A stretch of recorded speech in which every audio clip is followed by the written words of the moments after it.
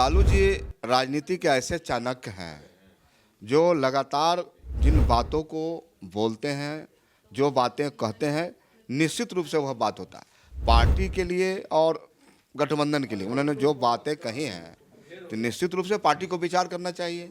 एक बड़ा विकल्प के रूप में श्रीमती ममता बनर्जी को स्वीकार। वह देश की ऐसी लेडी महिला है जिनमें छक्का छुड़ा दिया उन्होंने। बंगाल में भारतीय जनता पार्टी की लीपापोती हो गई। बिहार के तापमान में भले ही नमी हो, लेकिन बिहार की सियासत गर्म है। 2025 में बिहार विधानसभा का चुनाव होगा और ऐसे में राजद सुप्रीमो लालू यादव का एक बयान पूरे देश में बवाल मचाए हुए।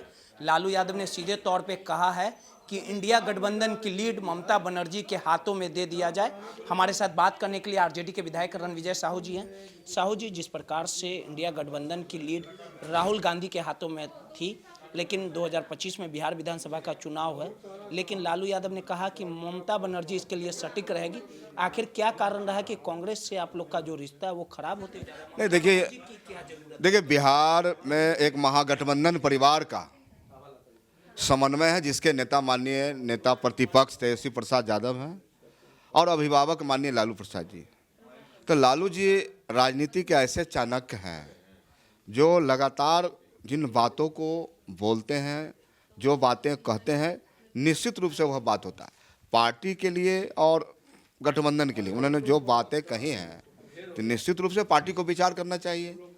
और ममता बनर्जी एक ऐसी सशक्त मुख्यमंत्री हैं जो चाहे लाख कोशिश कर लिए माननीय प्रधानमंत्री नरेंद्र मोदी जी, लेकिन बंगाल में जो उनका जनाधार है, जो लोगों के बीच उनकी लोकप्रियता है, स्वीकारता है, हमें लगता है कि आने वाले समय में 2029 के लिए निश्चित रूप से देश की जनता एक बड़ा विकल्प के रूप में श्रीमती ममता बनर्जी को स्वीकार। आप नहीं स्वीकारते हैं कि जिस प्रकार से राहुल गांधी लगातार नेतृत्व कर रहे थे और 2024 का चुनाव भी हुआ, जिसमें कहीं ना कहीं भाजपा की कम सीटें भी आई, इंडिया गठबंधन की नींव बिहार से ही रखी गई, तो कुछ तो कमी होगी या कुव्वत नहीं होगा राहुल गांधी में? क्योंकि जब कुछ दिक्कतें होती है, समस्याएं होती है, तभी किसी को हटाया जाता है, प्रभार दिया जाता है। तो राहुल गांधी में ये देखिए क्षमता नहीं है। देखिए सवाल ये नहीं है, सवाल है देश की जो हालात है।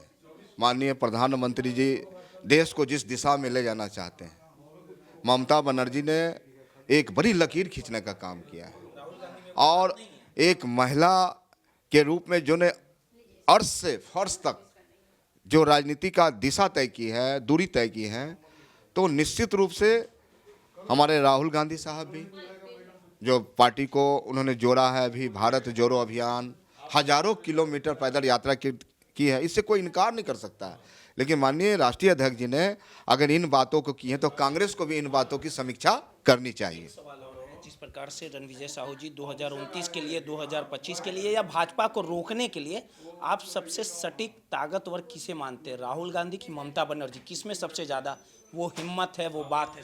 देखिए निश्चित रूप से पार्टी का जो धारा है और माननीय राष्ट्रीय अध्यक्ष जी ने जिस ओर इशारा किया है, कहीं ना कहीं कांग्रेस को भी बड़ा दिल दिखाना पड़ेगा।